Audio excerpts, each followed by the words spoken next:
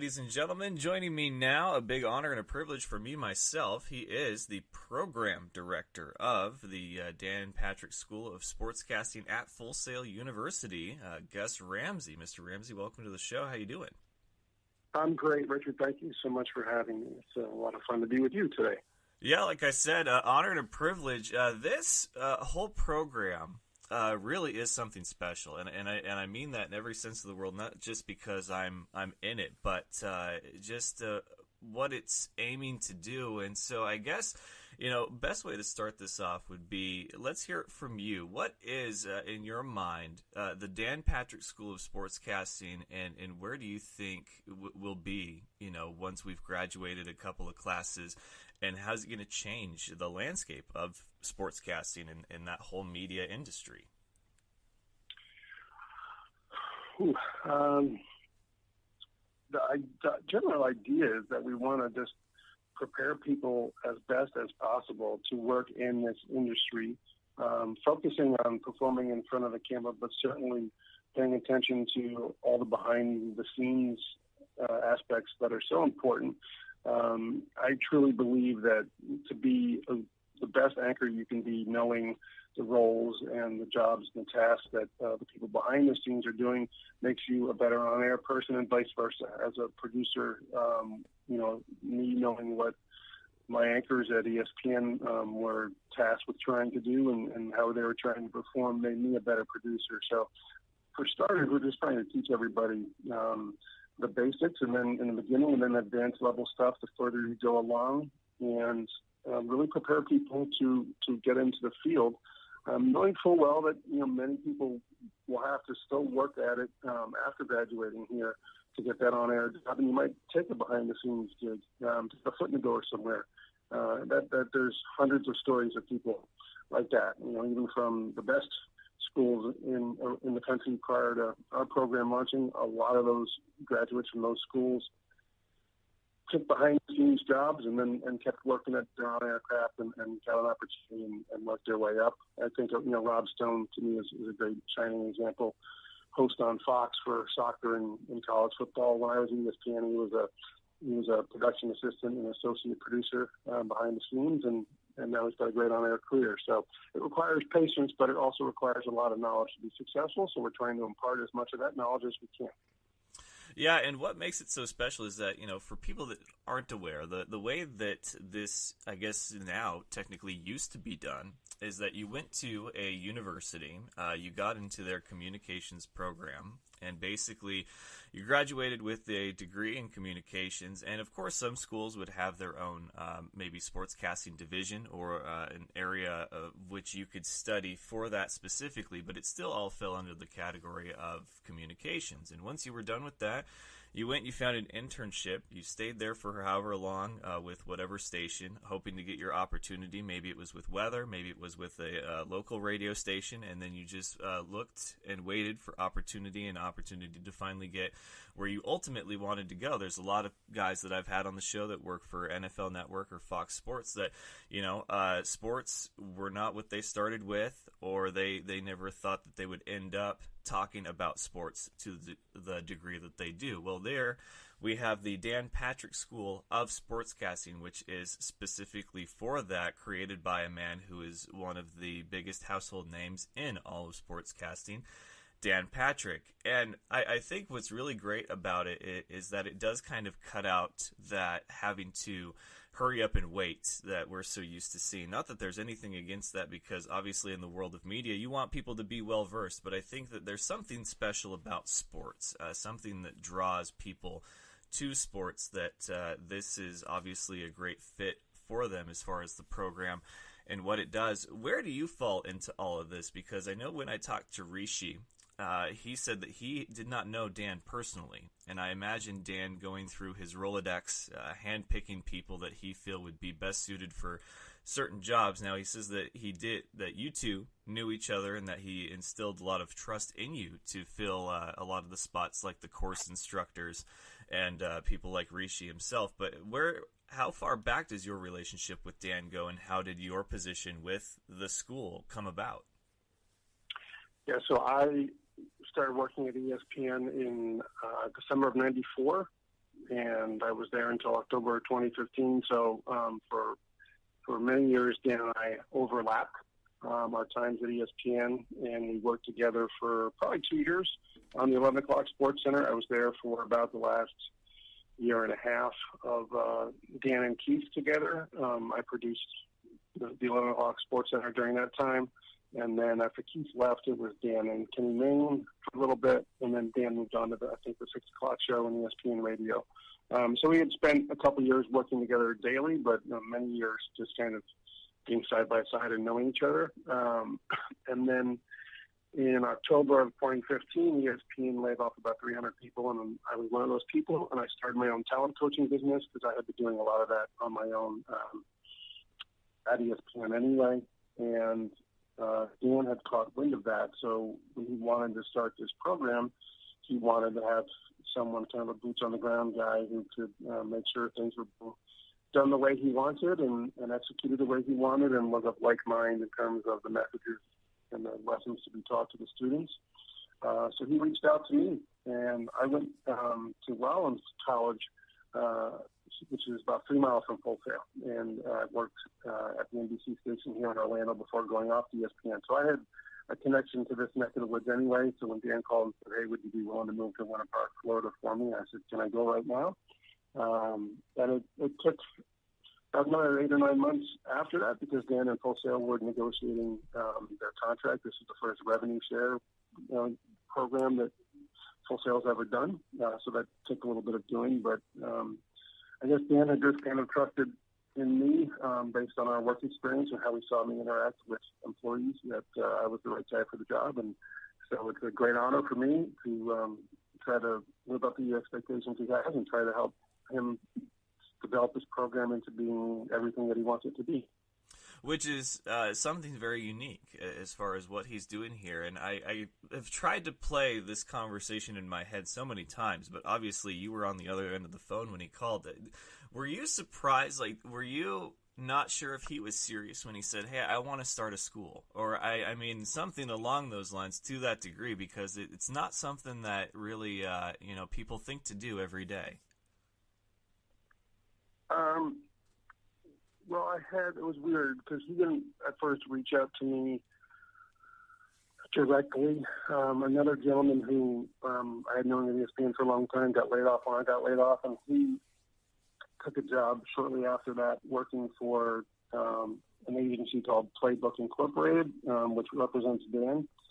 And so a gentleman from Full Sail had come up here to meet with Jay Harris and Jay Crawford up in Bristol to talk about possible involvement by them with this program.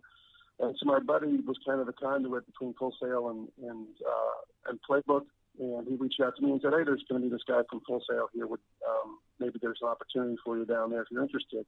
And so I think originally maybe they thought I could be a teacher or something like that, but then I guess after talking to me and hearing what my interest was, they went back to Dan and said, "Yeah, Gus is very interested." And that's when Dan said, "Well, I'd like to make him the program director then." But Dan and I had, after he left ESPN, we'd exchange emails every once in a while, but it wasn't like we were, best buddies and we were on the phone with each other every week. So I was surprised in so much as, he had reached out to me. I wasn't surprised after hearing the idea that this was something that he would want to do. He's always been very thoughtful in that regard in terms of trying to help people and kind of pay it forward and help them succeed in this industry. But he and I had like experiences where, whether it's for him at ESPN or later at his radio show, or me being at ESPN and seeing production assistants, whose first job out of college was right at ESPN, and seeing that many of them were not fully prepared to work in this business. They just didn't learn as much as they probably could have or should have. So we wanted to try to change that, and it's kind of about giving back, and I've always talked about giving back on two levels. One, giving back to the industry. Hopefully we're better preparing people to work in it, so when they walk in the door, their heads aren't spinning and they can get up to speed faster, which just in whole will make the industry better. And I am both very appreciative of the life and the experiences that this industry has afforded us. but also just giving back to the people who want to pursue their dreams the way Dan and I did. And we both had a lot of help along the way, and so we'd like to now return the favor.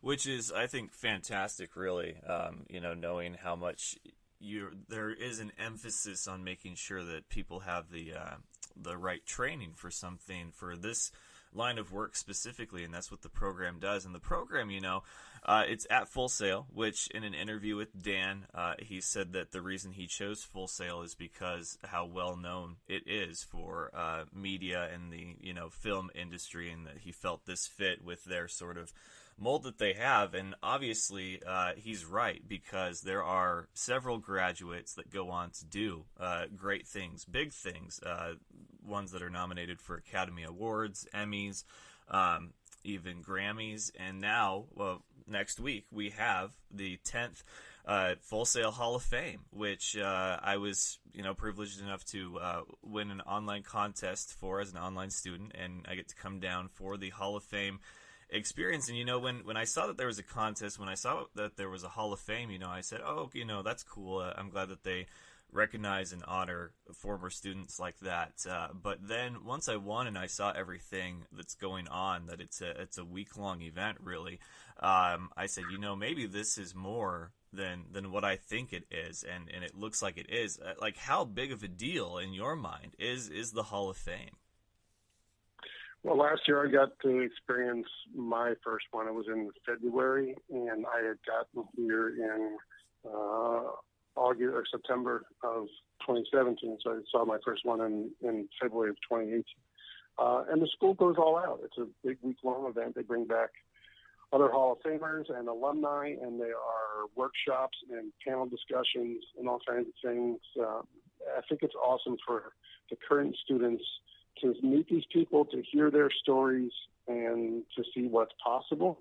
And you're right. I think, I don't know where Full Sail falls on the map in terms of people's identification or knowledge of the school, but I know that in the industries like music and film, that people recognize when they're getting a Full Sail graduate, they know exactly what they're getting. And our program hopes to follow in those footsteps. But this week will just be a lot of activities. That'll just be a lot of fun. The campus kind of shuts down. The big parking lot outside of in our main parking lot area becomes kind of a carnival where there's all kinds of activities going on. Like there's a big blank mural that they put up, and people just start painting on it. There's like an arcade alley where people can play Donkey Kong and Mario Kart and all these games on the arcade machines. Last year they even made like a human Mario Kart. You could sit in the cars and drive around and shoot balloons out the back and all kinds of fun stuff. Dan was here last year, so we did a highlight reading workshop with him and our students, and it's just a great time. And I always tell people that when I bring in guest speakers, it's as much for our students to hear about the journey that those people had to take as it is for anything else, because it would be criminal of me to have students graduate without knowing what they're fully getting themselves into, because it can be a difficult industry. And the hours are weird. You might have to start off in a small market, or if you want to be a podcaster, maybe it's going to take you years to build up the following that you want, whatever. But so whether it's, Bill Simmons or Jay Harris or Sage Steele or whoever it is, for them to come and tell their stories about their journey, it opens up my students' eyes a little bit about what they're getting themselves into, but hopefully also gives them an idea of, all right, well, something like that happens to me, how would I handle it? Or maybe 3 years down the road, they find themselves in a similar position and they say, oh, I remember Sage Steele saying this about something like this. Maybe that's how I'll try to handle it. So that's, that kind of experience is on steroids during Hall of Fame week, because we have so many panels going on, so many returning alumni and Hall of Famers. It's really cool. Wow, that really does sound like something special. I'm excited to be there shortly for that and experience all of that. It'll be my first time to campus as well, which is something as an online student you dream about. You want the opportunity to go, and I'm all about lecture halls and being actually there. It's been tough to be an online student for something like this, because I do miss the college atmosphere and overall experience of being on campus. But it might as well be Hall of Fame week that I get to finally visit, so that'll be fantastic. Last couple of questions I had here. First one, just a short answer because it's not a particular topic that I really wanted to get far into, just because it's not the brightest of notes. But there was an announcement regarding Dan's health the last couple of weeks, and the only question that I had really was, in your opinion, does this change the future of the program at all? Because the program doesn't actually need Dan, and it is named the Dan Patrick School. But I guess, would it change as far as, do you feel his involvement with it if he were to be less active with the program than he was originally? No, I mean, I'll disagree with you in so much as we do need Dan. Because for a number of reasons. One, he comes to campus 4 times a year, so he's very present. Oh wow! This is not just him putting his name up, on a side of the building or something like that. And as you know, I will send him video of students' work, and he records feedback in his studio, and then sends those videos back to me, and then I pass them on to students. So many of our students are getting direct feedback from Dan. At least a couple of times during their times with us. And, the deeper we get into the program, we'll get more of it. But he's our guiding light, our moral compass when it comes to what this program is all about. His footprints are all over it. So I'm glad to say that I spoke to him recently and he's feeling good. He'll be here in October for our first graduating class. And that's also going to be the last month in which he'll have to do his chemo treatment. So I think at that point we'll have a better idea how he's feeling. But I know physically he feels much better. His joints aren't bothering him nearly as much. If you watch his show, you see him in the gym shooting hoops now. During commercial breaks, he's pretty active. It's when he stops the treatments, we'll see if the pain returns or not. But right now the treatments are making his brain a little foggy, and so that's the challenging part for him. But this program will certainly not be better if Dan was less involved in. So glad to report that I think he's doing pretty well, and he certainly has no plans right now to change his involvement in any way. Yeah, definitely something that we want to wish him well on and hope that he gets a speedy and full recovery. And I'm glad to hear that he's doing well, because I knew that he was participating in a program. I've received feedback from him myself. I just didn't know to what degree his involvement was, and I'm glad to hear that it is enough to be noticeable if he was no longer able to have that kind of involvement. But anyway, looks like don't need to get into worst case scenarios right now, and we wish Dan the very best. So the last question that I had for you is Full Sail, because of how well known it is in the music and film industry, and now looks like the sports world.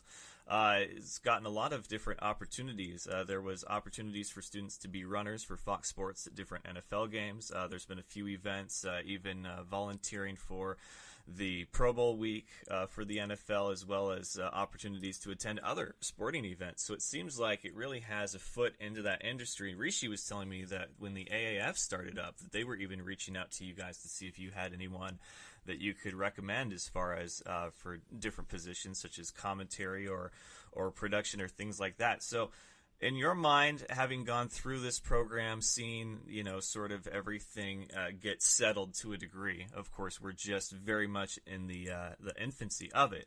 What do you feel is its potential, and how well has it gone according to your expectations? So far, I'm really happy with it. We launched in January of 2018, and we're up to about 75 campus students and about 115 online students. So I think everybody at the school is happy with those numbers. Students, are having a good time. They're learning a lot about the business. The online world is tougher to maintain than the campus world. As you know, the online world, people have jobs and they have families, and it's just a hectic schedule, and trying to get all our work done can be challenging. My boss likes to equate it to an online person is like someone who has a gym membership, and a campus student is someone who's got a personal trainer. When you have a personal trainer, they're going to hold you accountable, and they expect you to show up. And when you're online, you can easily look out the window and go, "Oh, it's raining today. I'm not going to go to the gym." So you really have to kind of hold yourself more accountable as an online student. I think that can be challenging at times. We are taking as many steps as we possibly can to help people do that.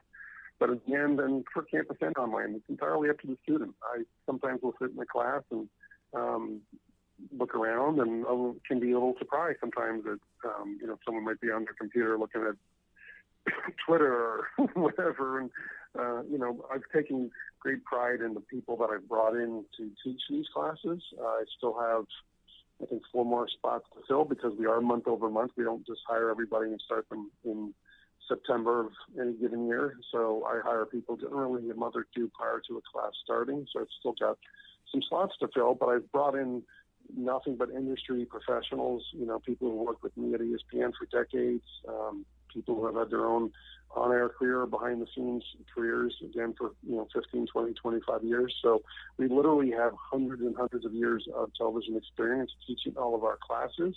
So I think there's great value in that. I'm really pleased. My father was a career teacher, and so I have nothing against career teachers, but I just feel like, there are diminishing returns when you're being taught by somebody who hasn't sniffed the industry for 15 to 20 years. And I encourage all my course directors to continue to work on the outside of school to stay connected to the industry. I still run my talent coaching business because I like to work with young people, but I also like to see what's going on in the places they're working, what's the tenor and tone of local affiliates across the country, or who knows what. But so I love where we're at from that standpoint. I'm more than happy with the content that we're teaching and the experiences that we're giving these students. Like you mentioned, we've got a lot of stuff going on outside the classrooms. Just here in Orlando, to throw a couple at you, we've got a relationship with USTA and the Tennis Channel, which has a facility about 30 minutes from our campus. We started an internship program with the WWE because their NXT tapings happen here on the Fullsail campus, and their performance center is only about 2 miles from our campus. We'll be doing more runner experiences at Fox NFL games this year, and people are constantly reaching out. I had someone from DAZN, it's that new pay-per-view for boxing channel, contact me yesterday looking for production assistance. So I think we've done a good job of spreading the word. When you have people like Ed Gorn and Bill Simmons on your advisory committee, those are heavy hitters within the industry. So we've got a lot of people out there who are, speaking on our behalf and looking out for us and spreading the word. So I think that's been very helpful. I'm excited about where we're headed. We're learning a lot as we go, and these first handful of classes, I told them bluntly, you guys are our guinea pigs. We're going to need your feedback along the way to try to make this better for the people to come, and hopefully, you're going to help impact the futures of other people down the road. Something you tell us now, we might incorporate that students 5 years from now will really benefit from. So that's something that you'll be able to be proud of. Yeah, I am very excited about this program. I mean, I'm very excited to graduate, but at the same time, I know that it would be a very bittersweet day because I've enjoyed everything that this program has had to offer, and being one of the first, group of students to go through. And of course, the first graduating class will be October, and then hopefully me shortly after. But it's been an incredible ride, and I really, I feel like the sky's the limit for myself, but we'll see. I'm trying to take advantage of every opportunity while I'm where I'm at right now as an online student, but it's I think great for all parties involved, and I'm really excited about what the future holds for these students that attend this. So he is Gus Ramsey, Program Director of the Dan Patrick School of Sportscasting at Full Sail University. Gus, like I said, been a real honor and a pleasure, and I will see you at the Hall of Fame. Looking forward to it, Richard. Thanks for having me. Absolutely. You take care of yourself. Enjoy the rest of your day. You too. Do you remember the time that Mark Sanchez ran into his player's butt? That was funny sports. Thank you for having me on the show, man. I love the F.A.N show.